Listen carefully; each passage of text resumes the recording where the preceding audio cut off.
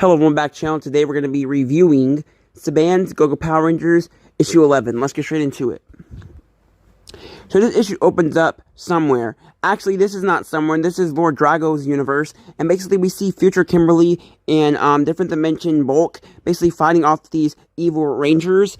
And then different dimension Bulk tells future Kimberly that they have to evacuate, but then future Kimberly sees other dimension Matt, and he sees him really hurt, and future Kimberly thought that other dimension Matt was dead, but actually, he's not, he wasn't dead. He actually, is very injured and very beaten up, and the doctor tells future Kimberly that he fought off a bunch of, evil rangers by himself, and it basically destroyed him and beat him up, and then, other dimension, Bulk tells future Kimberly that they have to evacuate, and when future Kimberly tells them, Matt, we gotta go, come with us, Matt dies in her hands. Other dimension Matt, my bad. And then we go back to basically, well, actually before we go back, we learned that in Lord Drago's universe, Lord Drago killed Jason and all the other rangers, and basically the only ranger who survived was Kimberly, future Kimberly, in the main timeline.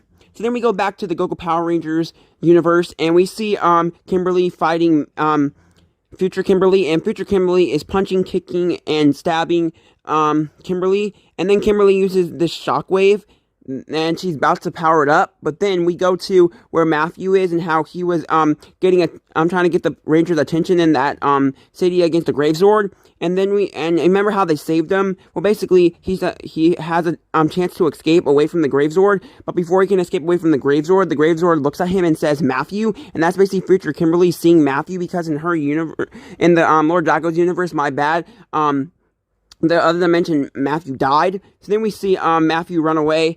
And then we see the Triceratops Zord and the other Zords attack the Gravesword. Then we see the Tyrannosaurus Zord basically hit the Gravesword with his tail, and then the Gravesword stabs Tyrannosaurus Zord in the stomach and basically puts him down. And now everybody's defenseless. But then we go back to the command center where Kimberly is fighting future Kimberly, and basically she used this shockwave to shock the whole entire command center, and the shockwave breaks the bow and arrow that future Kimberly had, and this bow and arrow was making future Kimberly evil, and now that it's destroyed, future Kimberly is now good again. And so yeah, then we go back to the city where the Power Rangers are fighting off the Gravesword, and basically they destroy the Gravesword and blow it up, and the Gravesword goes to mini size because it used to be small. It was a small Gravesword, and now and then it was big when Rita made it big, but now it's small again. Then Rita tells Finston, basically her henchman, that the Gravesword is destroyed. Now it's time for you to unleash your monsters. And Finston says, I'm almost done making my monsters out of the putty that Finston uses to make them. So then we go back to the command center, and we see that the future Kimberly is telling Kimberly how she was in a mind control spell, and that she was evil, but she wasn't really evil because future Kimberly is actually a good person, and everybody thinks that future Kimberly's lying, but then Zordon tells everybody that future Kimberly is telling the truth. Then we go to Angel Grove High School where everybody's trying to check on Matt and ask him if he's okay and stuff like that. And they're also asking him why was he in front of the Zords and stuff. And he's like, I needed to act the Power Rangers something. And there's something else weird. That one Zord yelled my name. So I think that the Power Rangers and me are connected. And then we see basically the future Kimberly fixing her bow and arrow. And Kimberly is wondering if future Kimberly's going to try to hurt her again. But future Kimberly's like, no, I just want to fix it just in case something bad happens to me at any time. And then she says, well, I'm going to go to the juice bar, and future Kimberly is like, I want to go too, because I had a lot of stress in my life, and I want to have some fun for once. So then she dresses up in Kimberly's clothes, and future Kimberly and Kimberly are at the juice bar, and then future Kimberly sees Bulk and yells his name, but Bulk doesn't know future Kimberly, and future Kimberly is yelling Bulk's name because in the Lord Dragon dimension, Bulk and future Kimberly were like really close, like brother. They weren't brother and sister, but they were really close, like brother and sister. So then basically future Kimberly goes to hug Bulk, and Bulk's like, who is this girl hugging me? And then Kimberly lies to Bulk and says that this is my cousin, and she heard a lot of great things about you.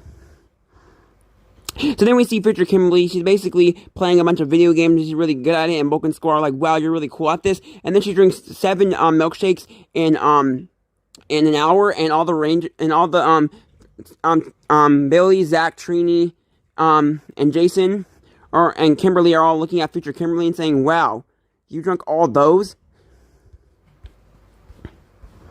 So I really like how we see these couple of pages, and then we see Matthew walk in, and he sees Kimberly, and Kimberly introduces future Kimberly to Matt, and future Kimberly is stunned because in the Lord Dragon universe, he died. So future Kimberly sees this Matt and all happy because her Matt died, but she's too weirded out how seeing an alive Matt when her Matt died in Lord Dragon's universe. So she ends up walking away, and she goes into this alleyway, and she gets a hearing, and basically it's telling her to morph, and then she morphs into her form. And future Kimberly, once she morphs, she has this call, where in this call, basically Lord Dragon's telling her that the plan was to destroy Dragon, but because she went back in time to the wrong timeline, everything has changed, and now it's Shattered Grid.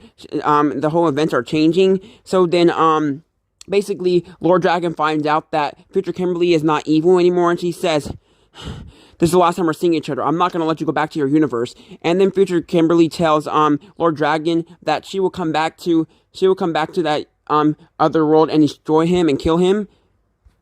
So then we see future Kimberly as Billy walks into the command center and sees future Kimberly accessing Alpha's hidden files, and she's like, "What are you accessing?" And future Kimberly doesn't want to tell Billy because it might alter the timeline, because Zordon told future Kimberly that she can't tell the Rangers anything about the future, or it might alter the timeline. So future Kimberly shocks Billy so that Billy stops asking questions.